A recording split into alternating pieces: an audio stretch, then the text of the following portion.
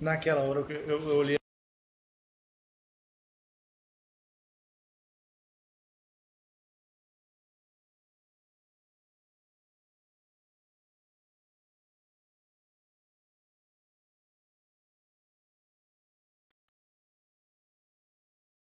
Vamos lá.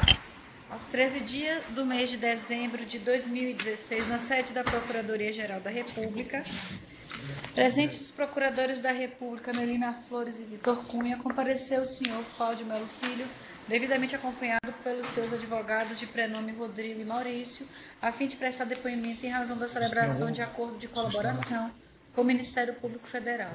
Neste momento, todos os presentes são cientificados da proibição do uso de quaisquer instrumentos de gravação ou registro de áudio ou vídeo próprios e declaram não estar fazendo uso oculto ou dissimulado de qualquer equipamento sob as penas legais. Observadas todas as cautelas de sigilo determinadas e atendendo aos ditames da Lei 2.850, notadamente composto nos artigos 4º ao 7º, pergunta ao senhor Cláudio Melo Filho. Os advogados ora presentes são seus defensores legalmente nomeados para lhe assistir no presente ato. Sim. O senhor renuncia ao direito ao silêncio, reafirmando o compromisso legal de dizer a verdade. Sim. O senhor pretende colaborar de forma efetiva e voluntária com investigações e processos criminais no presente termo firmado com o Ministério Público Federal. Integralmente. O senhor, junto de seus defensores, autoriza expressamente, está ciente do registro audiovisual do presente ato de colaboração. Sim. O senhor está ciente de que os efeitos da colaboração premiada dependem de um ou mais dos resultados previstos no artigo 4º da Lei 2.850. Sim. O senhor, no tocante ao anexo 4.3, pagamentos realizados a Gin Argelo, pretende responder a todas as questões formuladas? Sim. Vamos então às questões. Por gentileza, pode contextualizar esses pagamentos.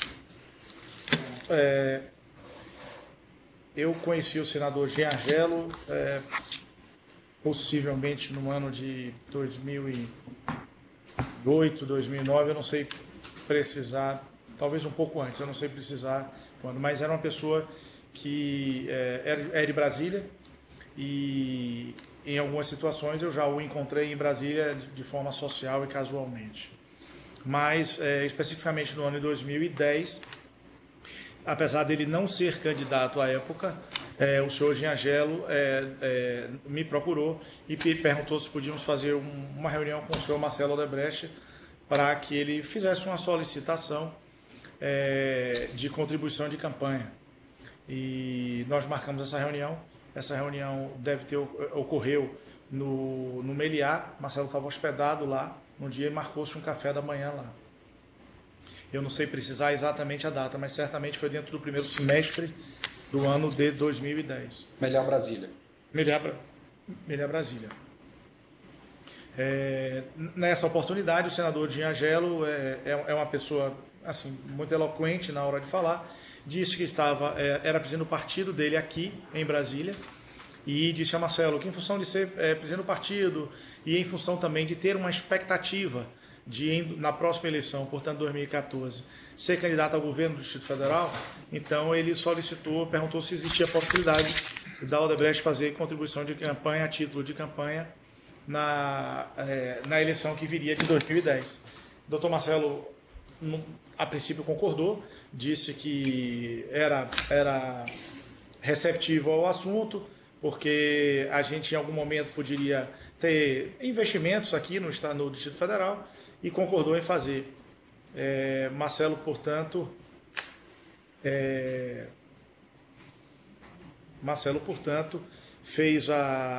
combinou de fazer essa contribuição, fez a programação e a devida aprovação juntária de operações estruturadas, e houve uma doação do montante de 1,5 milhão que foi repassado ao senador. O senhor pode confirmar as datas em que você passou? As datas que constam do sistema foram dia 22/7/2010, R$500 mil com o codinome Campari, e o local foi São Paulo. 19/8/2010, também R$500 mil, Campari, com o codinome Campari, São Paulo. 27/8/2010, também no valor de R$500 mil, codinome Campari, também em São Paulo. E algum desses endereços consta algum desses O sistema indica endereço de algum desses pagamentos? Sim, o endereço que consta dentro do sistema, eu trouxe aqui no dado de corroboração meu, estou lendo para a senhora, é Rua Cardoso de Almeida, número 1943. Como foi eu pessoalmente que transmiti ao senador a senha, também recebi esse endereço e transmiti a área de operações estruturadas. Esse codinome Campari, o senhor sabe dizer quem foi que definiu? Esse codinome Campari, eu acredito que na hora que Marcelo estabeleceu, a gente criou esse codinome. Ok, então porque você identifica ele como sendo Campari. Identifico. Ok. Porque é o que me consta, foi a primeira contribuição que a empresa fez pode continuar. ao senador. Eu acho que de uma maneira assim, abrangente foi esse assunto que levou à contribuição do ano de 2010, como a senhora me perguntou. Certo. No ano de 2014, o senador volta a nos procurar com o mesmo pedido de reunião. A reunião ocorreu no escritório nosso em Brasília. Participaram Marcelo Odebrecht, o próprio senador e eu. E o senador, neste momento, seria candidato à reeleição ao Senado, por qualquer que seja a proposição. Não ocorreu o que ele disse que ocorreria em 2010, que ele tentaria o governo. Ele foi candidato à reeleição no Senado e pediu a Marcelo se poderia fazer contribuições a título de campanha à pessoa dele. Marcelo autorizou, concordou em fazer essas doações. Eu trouxe aqui o valor das doações. As doações foram feitas de forma oficial. Aqui consta o recibo de R$250 mil para o PTB distrital no dia 12/9/2014 e o valor de R$50 mil no dia 15/9/2014. Essa última é direto para a conta da candidatura, conforme o recibo. O número dos dois recibos consta no meu dado de corroboração. E o restante do valor foi feito, foi feito pela área de operações estruturadas. E na oportunidade eu também fui a pessoa que forneceu ao senador a coordenada dessa senha e certamente recebi um endereço e passei para a área de operações estruturadas, mas nesse caso 2014 não consta no sistema a informação desse endereço. Tá, e em 2014 teve também repasse do setor de operações estruturadas? Teve esse valor de R$1 milhão. Certo. Então, eu gostaria de que o senhor relatasse a situação envolvendo o senhor Ginho e o senhor relativa ao CPMI em 2014. Esse fato em si, o que ocorreu foi o seguinte: o Benedito Júnior, que era presidente da área da Odebrecht Infraestrutura Brasil, foi convidado para participar de um almoço aqui em Brasília. Até então eu desconhecia o fato. Acredito que eu estava em Salvador por um motivo de saúde. A esposa do Benedito Júnior tem um problema de saúde um tanto quanto grave. O Júnior me ligou e disse que ela tinha tido uma complicação. Perguntou se eu poderia vir a um almoço em Brasília, do qual ele era o convidado. Eu disse: Júnior, mas de que trata o assunto? Ele disse: Cláudio, vale procurar o senhor o Roberto Zardi, qualquer coisa, e ele informa onde é. Eu chegando aqui, realmente o Zardi me ligou, e eu fui até uma casa na QL 12. Lá chegando, estava o senhor Zardi, que me conhece, o senhor Léo Pinheiro, que é uma pessoa que eu acho que eu tive esta vez, e mais uma única vez, num estádio de futebol, eu encontrei ele em Salvador. Não tenho mais nenhum contato com o senhor Léo Pinheiro. Estava o senhor Flávio Machado, da Andrade Gutierrez, Gustavo Barreto, também da Andrade Gutierrez, e o senhor Ronaldo Cerulli, da Queiroz Galvão. Quando cheguei lá, essas pessoas já estavam, e acho até um pouco surpresa a minha chegada, porque não era eu o convidado para o almoço, mas eu comentei o fato de que o Júnior não pôde vir, teve esse problema com a esposa dele, e perguntei o que é que eu estava fazendo ali, porque eu de fato não sabia. Como o Júnior falou comigo pelo celular, por telefone, ele não me deu a razão do assunto. E eles disseram que estavam esperando porque o senador havia pedido uma reunião e pediu para convocar essas pessoas, e o Júnior era uma das pessoas. E ficamos, o senador chegou, né, porque foi quem recebeu a gente, pelo menos quando eu cheguei, ele ainda não estava no momento, na varanda onde eu cheguei. Logo depois ele veio, coisa de 5 minutos. E aí começamos a conversar amenidades. E em determinado momento ele mandou servir o almoço e disse que estava servindo o almoço, mas que o senador Vital do Rego estaria chegando também para o encontro. Já praticamente no final do encontro, o senador Vital do Rego, pessoa que eu não conhecia, chegou, cumprimentou as pessoas todas, sentou também na mesa, e o senador Giangelo disse que a presença do senador ali era para dizer que efetivamente ele era membro daquela comissão, o senador também, e que... Qual comissão? A comissão parlamentar mista, que tratava do assunto da Petrobras. Certo? E aí ele falou, e o senador também, aí o senador disse que não sabia daquele encontro, mas que o que o senador estava dizendo, que ele também corroborava, que não imaginava que aquela CPMI era um assunto para fazer nenhum mal às empresas, mas que era só para esclarecer fatos que surgissem a partir dali. Se encerrou a reunião ali, eu prontamente disse a eles que não sabia do assunto, até porque dessa CPMI a Odebrecht não fazia parte, entendeu? Então eu não estava acompanhando o assunto, não sabia de nada. Voltei e transmiti ao Benedito Júnior e não voltamos ao assunto. Júnior disse que falaria com o Léo Pinheiro, que foi a pessoa que ele conversou sobre a possibilidade desse almoço. Me disse que não voltaria a falar sobre o assunto. Depois disso, eu fiquei sabendo, inclusive, que fui chamado para responder algumas coisas sobre esse inquérito. Aí eu descobri, que fui informado pelo advogado do senhor Márcio Farias, entendeu? Márcio era presidente da Odebrecht Plantas Industriais, e ele pediu para me transmitir que o Márcio soube do ocorrido comigo e que o senhor Júlio Camargo, é uma pessoa que eu também não conheço, havia procurado o Márcio Faria para dizer que o senador Giangelo possivelmente tinha algum interesse em ser ajudado, desde que a empresa de alguma forma fosse ajudada a CPMI. E o Márcio me disse, quer dizer, o advogado dele disse que o Márcio disse que rechaçou de forma veemente, disse, primeiro, não há sentido nisso, segundo, a Odebrecht nem nessa CPMI está. Mas o que lhe foi relatado é que essa ajuda seria uma ajuda ilícita. O que foi relatado é que a ajuda, pelo que eu entendi da mensagem do Márcio Faria para mim, é que a ajuda seria uma ajuda ilícita. Mas eu não tratei do tema. Ou seja, o pagamento para poder, eventualmente, algum tipo de ajuda mostrar a CPMI. Alguma coisa nesse sentido. Ou afastar o Odebrecht da CPMI. Ou afastar o Odebrecht, que não estava, mas era... Ou para não inserir. Ou para não inserir, algo que o valha, né? E a sua informação é que esse pedido não foi acolhido. Pedido feito por Giangelo. A informação que a empresa me deu é que não foi atendido. E esse pedido foi endereçado? Foi o senhor Júlio Camargo, é uma pessoa, parece que é um empresário de alguma das empresas. Ele tratou diretamente com o senhor Márcio Faria. Eu, inclusive, prontamente pedi que fosse elucidado esses pontos, tanto pelo Benedito Júnior, porque ele era o convidado e não eu, como também pelo Márcio Faria. E a empresa e os advogados da empresa me disseram que foi feito isso. Ok. Em 2014, voltando, o senhor falou que repassou contribuições para o Giangelo. Sim. Essas contribuições partiram também do setor de operações estruturadas? Parte delas. Quem foi que definiu esse valor?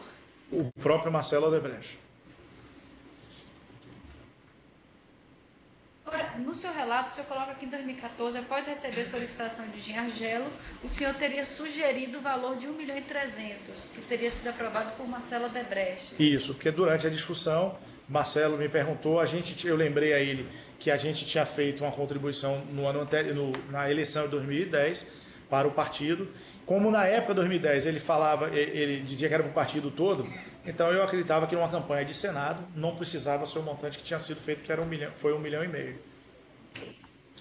O senhor pode relatar algum evento legislativo em que o senador Giangelo tenha sido sensível a um pedido seu? Eu acho que teve teve uma medida provisória que a equipe nossa tratou e eu falei com o senador, acredito que ele, só para pegar o número da emenda aqui, foi a emenda 92 e a medida provisória é a 599. Por que teve isso? Ele atuou?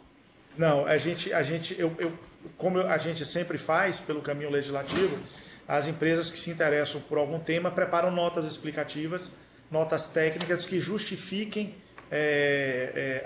a discussão que pode ser inserida por aquele tema específico. Então, a empresa fez uma solicitação ao Argelo para atuar nessa medida provisória? Para, caso entendesse pertinente, apresentar uma emenda com base na nota técnica. E ele apresentou a emenda? Apresentou a emenda, que é essa emenda de número, só olhar meu relato, de número 92. E o senhor acredita que ele levou em consideração o relacionamento que ele já tinha desde 2010 com a empresa para atender esse pedido? Eu acho que sim. Acho que sim. E vocês levaram em consideração também isso? Levamos em consideração também isso. Então, a Odebrecht solicitou ao Giargelo que apresentasse emenda. Qual foi a medida provisória? Medida provisória 599 do ano de 2012. E ele o fez? E ele o fez. Emenda número 92. Ok. As reuniões com o senador Giargelo ocorriam onde, geralmente? Geralmente no gabinete dele, que eu tive algumas vezes, e também na própria residência dele, que eu tive também em algumas oportunidades. Quem que marcava essas reuniões? Quem marcava era a minha secretária, que marcava com a secretária dele. Eu também trouxe os meus dados de corroboração. O nome dela é a senhora Anicélia. E eu pedi aqui, levantei junto à minha secretária os telefones da senhora. E tem aqui o 3... É preciso dizer? Pode falar. 3303 1160 ou 1163, ou no celular 99839 4690. E eu também incluí o endereço da casa do senador, que é ali na QL 12. E quando o senhor chegava na casa Conjunto dele... 0, casa 8. Você tem algum detalhe para poder identificar como que era lá dentro? Tenho. Quando o senhor entra na casa dele, o senhor entra por um portão de grade, e segue no corredorzinho. Eu sempre, por acaso, ficava sempre essa porta aberta. Você entra no corredor, passa a cozinha que fica à direita. Na sequência tem uma saleta que ficava 2 ou 3 cadeiras. Eu sempre ficava esperando o senador ali, alguém ia chamar ele. Ou a gente sentava ali mesmo, ou a gente saía muito próximo a uma escada que tem, e você ia para uma varanda e sentava ali. Quando você ia essas reuniões, você ia em carro da empresa, ia com o motorista? Sempre carro da empresa. E com o meu motorista, que é meu motorista há 12 anos, que é o senhor Carlos. E eu também incluí a placa do carro. Como a placa do carro, o carro mudou já da empresa, eu botei as 3 placas dos carros que em algum momento me atendeu. O seu Giargelo, quando ele falava em contribuição, ele falava também em nome de outros políticos? Não. Era só para ele? Era. No caso de 2010, ele falava como presidente do partido, né? Então ele falava como presidente do partido do DF. Então eu imagino que seja para o partido. E em 2014 para a própria candidatura dele. O senhor tem ciência de outra atividade empresarial exercida pelo senador senador Giargelo, além de ser governador, além de ser, na época, senador? Além de ser senador, ele tinha alguma atividade empresarial?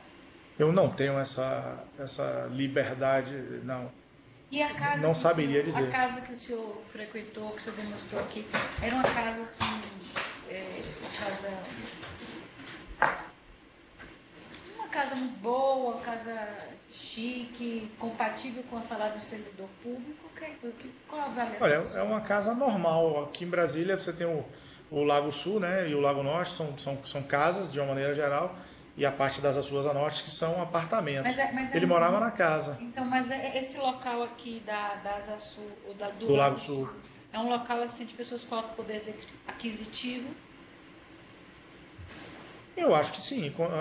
Podemos considerar que o Lago Sul tem um certo poder aquisitivo, mas vários pessoas, assim, também servidores públicos moram lá.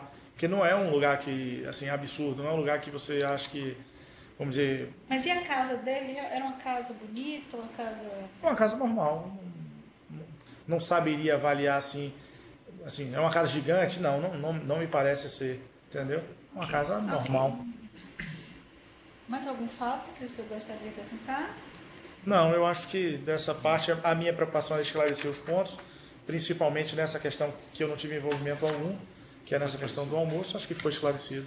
fico à disposição dos senhores. Alguma outra coisa, doutores? Não, obrigado. Não. Então, sem mais perguntas, nada mais havendo a ser consignado, será agora encerrada a gravação de visual e em seguida lido e assinado o termo que também registra o presente ato.